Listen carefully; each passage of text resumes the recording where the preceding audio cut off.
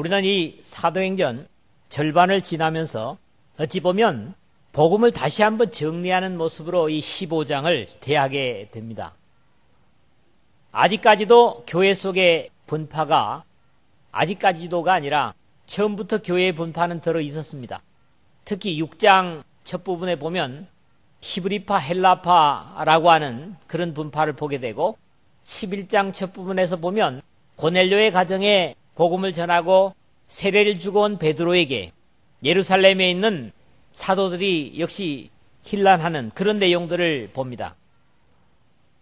율법과 복음의 분명한 한계를 정리하지 않은 채 이방 선교가 이루어지고 벌써 바울의 첫 번째 전도 여행을 마치고 이방인의 선교센터 같은 이 안디옥에 이런 문제가 대두되는 것 자체가 인간의 어리석음과 완악함에도 불구하고 하나님의 선하신 섭리로 그렇게 이해하게 됩니다. 또 비록 진리에 대한 것이 아닌 구습임으로 스스로 판단하는 것이 가능했겠지만 그래도 이 문제에 대해서도 예수 그리스도의 사도들과 신앙의 발생지의 연장자들의 의견을 들으려고 하는 것 자체가 이방 교회인 안디옥 교회의 신앙의 미덕이다. 그렇게 이해를 합니다. 믿음의 사람들에게 가장 민감한 사안이 뭐라고 생각합니까? 믿음의 사람들에게 가장 민감한 사안이 뭐라고 생각하세요? 오늘 본문에 나온 말씀이에요. 구원이 없다. 구원이 있다는 거예요. 능히 구원을 얻지 못하리라 하는 것이 우리 믿음의 사람들에게 굉장히 민감한 거예요. 오늘도 이 문제는 더러 논쟁의 이유가 되고 있습니다. 이런 논쟁이 지나치면 신앙이 계산적이 되는 것도 사실이죠. 그렇다고 구원을 못 얻겠는가? 그런 것은 구원과 상관이 없다. 함에도 불구하고 이 모든 논지는 사람의 판단할 부분이 아니라 하나님의 영역이라는 사실입니다. 구원을 주시고 거두시고는 인간의 감정이나 판단에 달린 것이 아니라 하나님의 절대적인 권한에 속한 것입니다. 그렇기 때문에 우리는 주님의 명령에 충실해야 하고 믿음의 중요한 부분을 모두 담당했다 하더라도 이와 같이 너희도 명령을 받은 것을 다 행한 후에 이르기를 우리는 무익한 종이라 우리의 하여야 할 일을 한 것뿐이라 할지니라. 이 누가복음 17장 10절에 주님께서 가르치신 말씀인데 그런 자세로 따라야 되겠다고 하는 것이죠. 앞에서도 바울과 유대인들 간의 충돌은 적지 아니하 있었지만은 이렇게 직접적으로 그것도 같은 신앙 안에서 논리적인 충돌은 이것이 처음이었고 사실 이 사건은 율법과 복음을 구분하는 계기가 되는 것을 봅니다. 우리가 자주 말하는 것처럼 하나님의 말씀과 명령은 논리적인 이해가 아니라 순종이 관건입니다. 그러나 어느 교훈이 오늘 우리의 것인가 하는 바른 판단은 대단히 중요합니다. 아직도 이스라엘에게 주었던 율법을 우리에게 적용하려고 한다면 그것은 옳은 판단이 되지 않을 것이기 때문이죠. 복음 속에 즉 예수 그리스도 안에 있다고 하면서도 율법을 따르려 한다면 마치 위에는 한복 저고리를 입고 아래에는 양복을 입은 것과 같은 그런 어설픈 형태가 될 것이라는 데서 이러한 구분은 대단히 중요하고 바르게 이해해야 될 부분입니다. 제가 이 설교 단상에서 위통은 한복 저고리를 입고 바지는 양복 바지를 입었다면 여러분들이 좋게 봐줄 분들이 있겠는가 하는 거죠. 그런데 우리가 영적인 신앙 안에서 이런 모습들을 들어보게 된다는 사실입니다. 복음 속에서 예수 그리스도의 희생의 보혈로 구원받은 사실에 혼란이 없이 진리를 알고 진리의 자유케 하심을 성경에서 우리에게 허락하신 것처럼 누릴 수 있는 오늘 이 말씀과 함께하는 여러분과 제가 되었으면 하는 바람으로 이 말씀을 나눴으면 합니다. 먼저는 1절에서 2절의 말씀인데요. 율법과 복음의 충돌을 우리가 보는 겁니다. 어쩌면 한 번은 꼭 있어야 했던 일이 안디옥에서 발생했다 그렇게 봅니다. 그러나 이것이 예루살렘의 아닌 이방 세계였고 그렇기 때문에 이 문제는 다시 예루살렘으로 보내지게 되는 것을 봅니다. 복음의 놀라운 은혜와 능력에도 불구하고 그 은총을 받아들이는 사람들의 모자람 때문에 하나님의 놀라운 은혜를 자신의 문화와 입장에서 재해석하고 그것을 절대시하는 것은 성경에서부터 있어온 문제였고, 그런 전례들이 역사 속에서도 더러더러 나타나는 것을 봅니다.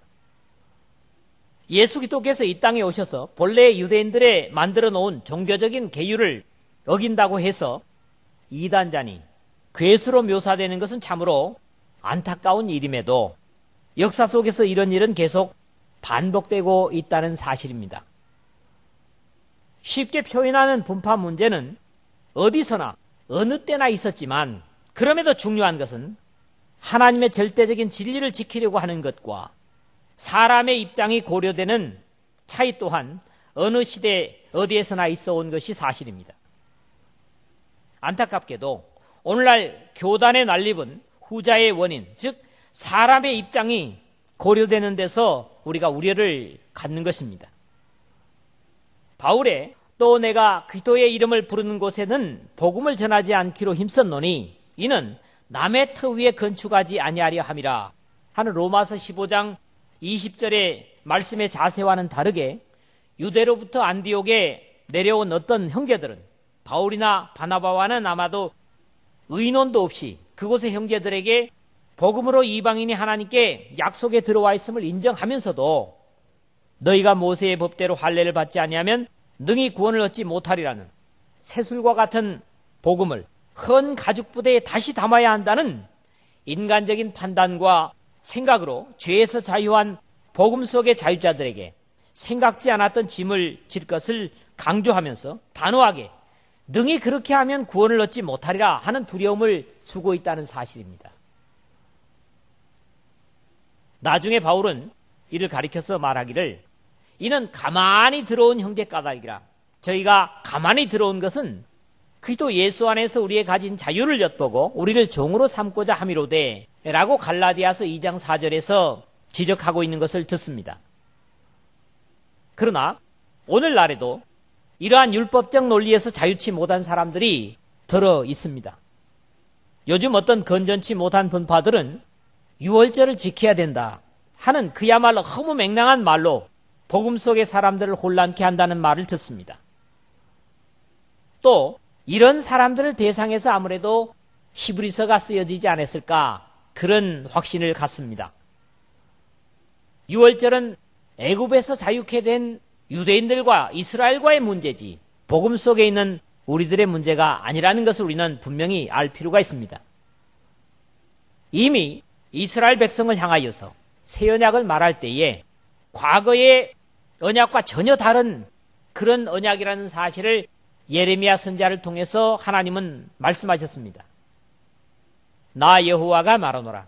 보라, 날이 이르리니 내가 이스라엘 집과 유다 집에 새 언약을 세우리라. 나 여호와가 말하노라. 이 언약은 내가 그들의 열조의 손을 잡고 애굽에서 인도하여 내던 날에 세운 것과 같지 아니할 것은, 이렇게 예레미야서 31장 31절, 32절에 강조하고 있음을 봅니다. 또 끊임없이 하나님의 법을 어기는 백성들을 향해서 호세아를 통해서 이런 말씀도 주시죠. 내가 그 모든 희락과 절기와 월삭과 안식일과 모든 명절을 폐하겠고 라고 하는 호세아 2장 11절의 선언을 듣습니다. 그래서 그리스도의 희생으로 세워진 언약은 구약 성경을 조합해서 적당히 고친 것이 아닙니다. 완전히 새 언약이라고 주님께서 최후의 만찬석상에서 제자들에게 말씀하시는 것을 봅니다. 저녁 먹은 후에 잔도 이와 같이 하여 가라사대 이 잔은 피로 세우는 새 언약이니 곧 너희를 위하여 붓는 것이라. 그래서 구약 속의 율법이 적당히 다시 재편성된 것이 복음이 아니고 완전히 새로운 언약으로 세워진 것이 복음이라는 사실을 우리는 확신할 필요가 있습니다. 오늘 우리의 문제도 어쩌면 다르지 않다고 생각합니다. 구원의 복음을 자신들의 관습과 문화를 적당히 조합해서 그것이 절대인 양 생명의 진리인 양 가르치는 것이 문제입니다. 예전에 우리나라의 대통령이 이런 말을 했죠. 한국적 민주주의. 한국적 민주주의라는 말을 했다고 기억합니다. 정치는 그 나라와 문화를 아우러야 할 것이지만 하나님께서 주신 생명의 절대적 진리는 사람의 것을 혼합하면 생명의 능력을 상실하고 맙니다. 이런 부분에서 제가 지난번에도 말씀드렸습니다. 약의 순도를 묽게 하면 그 약은 효과를 나타낼 수 없다고 하는 사실을 말씀한 바 있죠. 결국 이 문제는 안디옥에서 바울과 바나바와 저희 사이에 적지 아니한 다툼과 변론이 일어난지라 하는 현상을 일으키고 있습니다. 사실 종교적인 논쟁만큼이나 과격한 논쟁은 없는 이유는 그것이 유대에 온 사람들의 말처럼 구원과 관련된, 생명과 관련된 것이라는 데서 더욱 그렇습니다. 그래서 종교 싸움을 하면 어때요? 다른 논쟁보다도 더 과격해지는 것을 봅니다. 그러나 저들은 이성을 회복하고 올바른 선택을 하고 있는 것도 역시 성령에 의지하기 때문이 아닌가 그렇게 봅니다. 형제들이 이 문제에 대하여 바울과 바나바와 및 그 중에 몇 사람을 예루살렘에 있는 사도와 장로들에게 보내기로 작정하니라 이렇게 결정을 하고 논쟁이 종료가 됐다는 거지요. 그때 당시에는 예수님의 말씀이나 바울의 서신들이 지금 우리가 가지고 있는 성경처럼 통합되어 있지 않는 때였고 무엇보다도 주님을 직접적으로 모셨던 사도들이 살아있었기 때문에 이 문제를 바로 복음의 발원지요 출발지라고 할 수 있는 직접 들은 자들에게 판단을 받는 것이 최상이라는 생각 때문이었습니다. 오늘 이러한 원리는 당연히 사람이 아니라 성경을 찾아서 해결하는 것의 모범입니다. 바울은 이 말이 미쁘도다 원컨대 내가 이 여러 것에 대하여 굳세게 말하라. 이는 하나님을 믿는 자들로 하여금 조심하여 선한 일을 힘쓰게 하려 함이라. 이것은 아름다우며 사람들에게 유익하니라. 그러나 어리석은 변론과 족보 이야기와 분쟁과 율법에 대한 다툼을 피하라. 이것은 무익한 것이요 헛된 것이니라. 이렇게 디도서 3장 8절에서 9절에 경계를 하고 있습니다. 이게 중요한 건 뭐냐? 선한 일에 힘쓰게 하려고 허황된 변론을 하지 말라는 겁니다. 허황된 변론은 선한 일 자체를 막을 수도 있기 때문이라는 거지요. 심지어 연이어서 이단에 속한 사람을 한두 번 훈계한 후에 멀리하라. 그렇게 경계합니다. 이단자들하고 아무리 논쟁해야 그들 변화시키지 못합니다. 한두 번 훈계해보고 듣지 않으면 멀리하라는 거죠. 이게 뭐예요?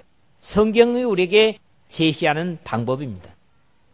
변론과 분쟁과 다툼은 모두 경계되고 있습니다. 그러나 이러한 혼란을 없애기 위해서 지혜의 주님께서 이런 교훈을 주셨다면 먼저는 진리에 견고히 서는 것이 중요함을 오늘 이 첫 부분에서 우리가 배웁니다. 두 번째로는 3절에서 5절의 말씀인데요.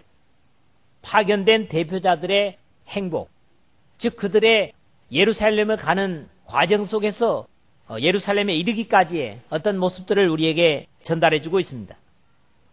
안디옥에서 예루살렘으로 파송된 바울과 바나바와 및 그 중에 몇 사람은 예루살렘에 가는 길도 시간을 거저 흘리질 않습니다. 이 여행 중에서도 헛되게 시간을 쓰지 않았다는 거죠. 지중해 연안인 베니게라든가 사마리아를 비롯한 이방인들로서 복음에 돌아온 형제들을 방문해서 다른 곳에서 이방인들이 예수 기독교에 돌아온 일을 말해서 저들을 격려하고 힘을 얻게 하는 것을 보는 거죠. 어찌 보면 이스라엘의 변두리에서 유대인들로부터 사람 취급을 받지 못하던 베니게나 사마리아 사람들에게 있어서 복음은 유대인들과는 비교될 수 없는 감격을 가지기에 충분한 것이었습니다.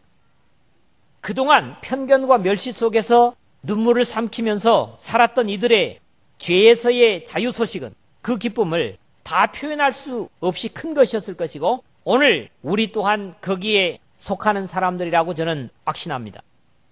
바울이 에베소 교회를 향하여 증거하는 교훈처럼 그때에 너희는 그리스도 밖에 있었고 이스라엘 나라 밖의 사람이라 약속의 언약에 대하여 외인이요 세상에서 소망이 없고 하나님도 없는 자이더니 이제는 전에 멀리 있던 너희가 그리스도 예수 안에서 그리스도의 피로 가까워졌느니라 하는 에베소서 2장 12절에서 13절의 말씀은 우리나 그들을 흥분시키기에 충분한 그런 은혜요 감격의 약속입니다.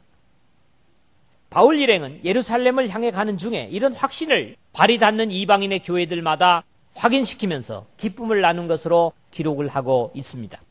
예루살렘에 이른 바울 일행은 교회 지도자들에게까지도 하나님께서 자신들을 도구로 이방 세계에서 이루신 구원의 역사를 소개해서 영광을 돌리지만 바리새인으로서 믿음에 들어온 바울과 같은 전철을 밟은 사람들은 역시 여전히 율법에서 자유하지 못하고 복음 속에 있으면서도 여전히 율법이 중요하다고 주장하며 지켜야 하는 것이 마땅하다고 안디옥에 찾아갔던 사람들의 입장을 옹호하고 나서는 것을 우리가 보지요.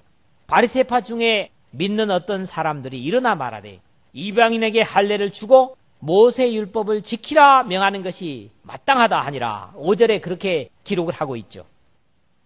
이스라엘의 할례를 통해서 육적인 이스라엘의 구성원으로 받아들였다면 하나님의 나라, 즉 교회 속의 구성원이 되는 것은 하늘로부터 거듭나는 세례를 통해서라는 전혀 새로운 방법이었음에도 율법의 핵심은 복음 속에서도 유효하고 중요하다는 잘못된 판단을 저들이 하고 있는 것이고 바울이 만약에 다메섹에서 예수님을 만나지 못했다면 바울도 이런 데서 자유하지 못했을 것이다. 그런 것을 우리가 생각할 수가 있겠습니다.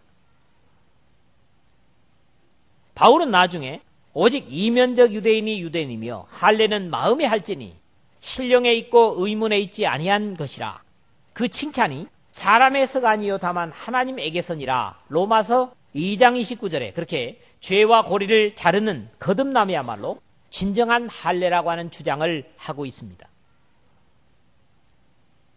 결국 영적인 계명은 육신적인 부분까지도 채워짐을 가르치고 있는 것입니다.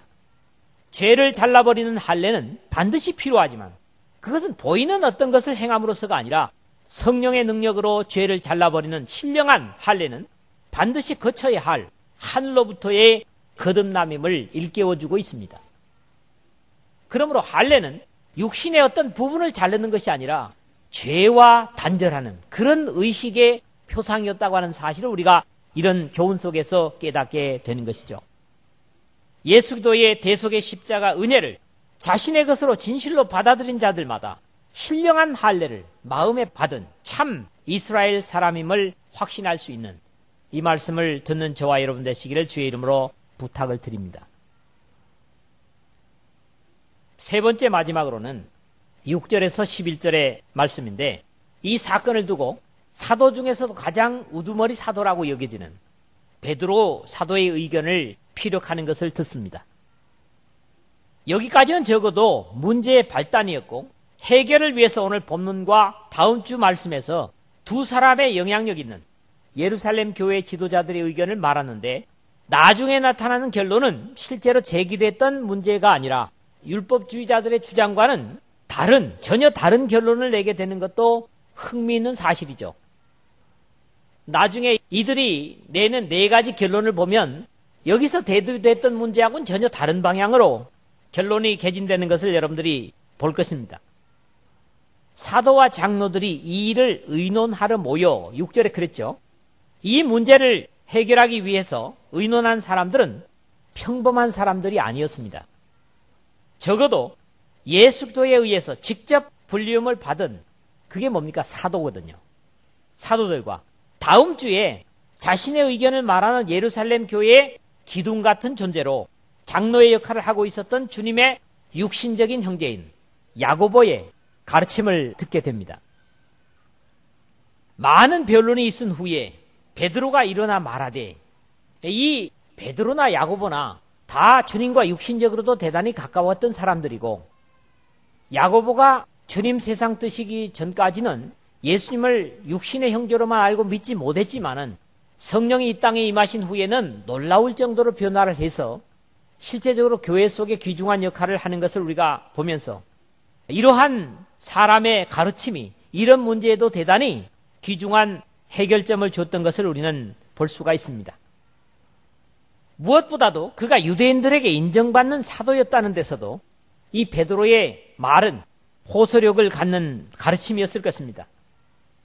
형제들아, 너희도 알거니와 하나님이 이방인들로 내 입에서 복음의 말씀을 들어 믿게 하시려고 오래전부터 너희 가운데서 나를 택하시고 7절에 그랬는데 다정하고 진지한 표현으로 이야기를 시작을 합니다. 아무래도 고넬료의 가정의 사건을 마음에 두고 입을 열고 있다. 저는 그렇게 봅니다.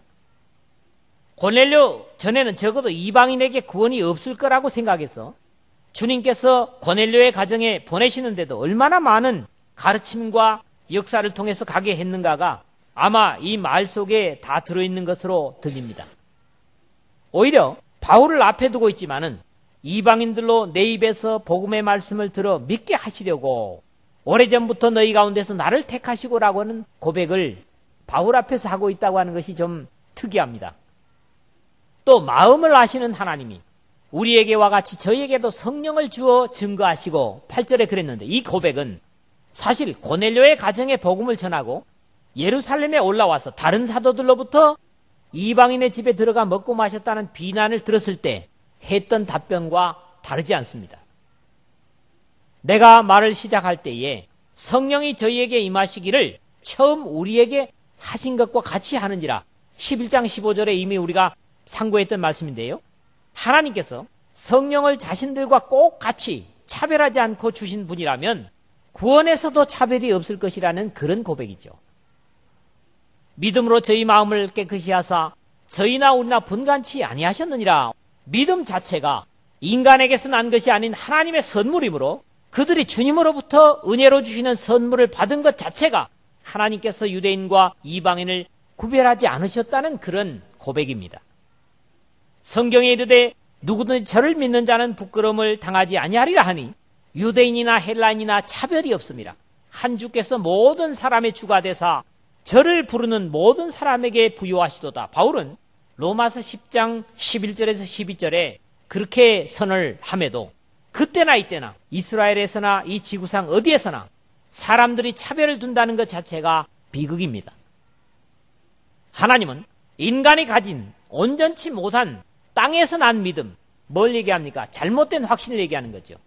사람들도 나름대로 다 믿음을 가지고 있어요. 그러나 이 믿음은 언제나 한계가 있습니다. 그렇기 때문에 하나님의 생명의 진리, 은혜를 받을 수 있는 도구로서의 믿음도 하나님께서 선물로 주셨음을 우리는 확신할 수가 있는 거죠. 이렇게 땅에서 난 믿음으로는 영원한 것을 받을 수 없기 때문에 하늘로부터 주신 믿음으로 하나님께서 은혜로 주시는 구원을 받아들이게 하셔서 저희의 마음, 즉 이방인들의 마음을 깨끗게 하신 것입니다.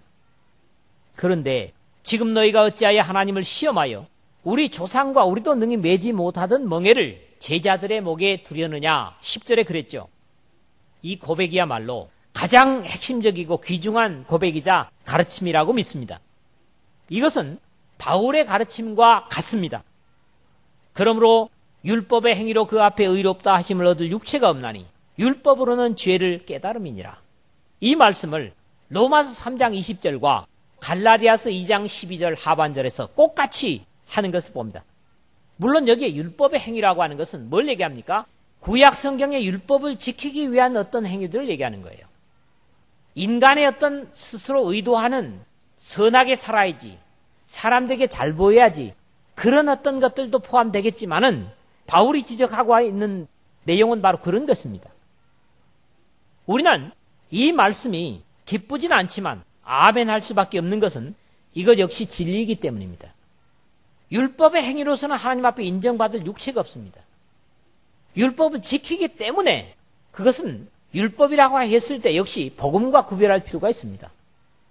복음은 반드시 순종해야 될 하나님의 구원의 메시지입니다. 그러나 율법은 이미 이스라엘과 맺어졌던 옛 언약이기 때문에 그것을 지킴으로써 복음 속에 인정을 받을 수 없다고 하는 그런 말씀임을 우리가 이해할 필요가 있습니다. 앞에서 예레미야를 통해서 새 언약을 주시겠다고 하신 주님의 예언에도 나 여호와가 말하노라. 이 언약은 내가 그들의 열조의 손을 잡고 애굽 땅에서 인도하여 내던 날에 세운 것과 같지 아니할 것은 내가 그들의 남편이 되어서도 그들이 내 언약을 파하였음이니라. 이스라엘이 하나님의 언약을 파하였기 때문에 결국 새 언약을 맺을 수밖에 없다. 이런 말씀이거든요. 할례로 시작한 옛 언약은 죄를 깨닫게 해주되 그것을 해결하지 못했던 것은 인간의 연약함 때문이었고, 그래서 두 번째 언약인 그리스도의 피로 세운 새 언약은 완전히 하늘에서 완성해 주신 언약이라는 겁니다. 인간이 어떻게 해서 조합하는 그런 것도 아니고 인간의 행위에서가 아니라 하나님께서 완전히 받기만 하면, 순종만 하면 구원 얻을 그런 언약으로 주신 것이 뭡니까? 복음 속의 새 언약이라 그런 말씀이죠. 말씀을 맺습니다. 세상의 복음이 가는 곳에는 어디서나 복음과 종교적 율법의 충돌을 일으킵니다. 복음은 생명이 아닌 모든 사람들과 종교와 충돌을 일으킬 수밖에 없습니다. 그래서 에이든 호저라고 하는 사람은 세상과 충돌하라, 그런 책을 쓰기도 했고, 이 사도행전 마무리되는 28장에 로마에 있는 유대인들이 이 파에 대하여는 어디서든지 반대를 받는 줄 우리가 알미라 하더라, 그렇게 말을 하는 것을 듣습니다. 복음은 고정적으로 세상 속에서 난 모든 종교들과 충돌할 수밖에 없습니다. 그러나 복음과 함께 살았던 바울과 바나바는 자신들의 증거한 복음을 평가하러 가는 예루살렘 길에서도 복음 속에 돌아온 이방인들을 격려하는 것은 그만큼 확신과 감격과 자신이 있기 때문이었다는 거지요. 가장 율법을 강하게 지키려고 하나님께서 이방인에게 보내시는 것을 철저하게 거절하려던 베드로 사도가 이방인을 하나님께서 받으심의 표적으로 성령을 선물로 주시고 믿음으로 그들의 마음을 깨끗게 한 사실적인 경험을 소개하면서 오히려 복음 속에서는 역할을 바꾸어서 하나님께서 이방인들처럼 유대인들에게도 동일하게 예수의 은혜로 구원받는 줄 우리가 아노라, 그렇게 고백을 드리고 있다는 사실입니다. 이것은 실제로 있었던 성경 속의 사건이라면 우리는 이런 문제를 가지고 여전히 예루살렘으로 사람을 보낼 것인가 고민할 필요가 없는 것은 이미 이 말씀을 통해서 그런 문제를 해결하였고, 또 성경이라는 불변하는 원칙을 주심으로써 혼란치 않을 근거를 우리에게 허락하신 하나님을 찬양할 수가 있습니다. 베드로는 유대인들이 주체가 아니라 이방인이 주체가 되는 것으로 표현을 하는 거죠. 우리들도 저희와 같이 믿음으로 구원을 받게 하셨다는 것. 이방인들이 믿음으로 구원하는 것처럼 유대인인 우리들조차도 이제는 율법이 아니라 믿음으로 구원을 얻는다고 하는 사실을 증거하는 것이죠. 그럼에도 무익한 변론과 분쟁과 다툼을 일으키려 한다면 그것은 하나님의 뜻이 아닌 인간의 권위를 위한 것이고 어둠의 세력의 부추김으로 판단할 수 있는 말씀과 성령과 함께하는 하늘에 신령한 지혜자들이 되어야 될 것입니다.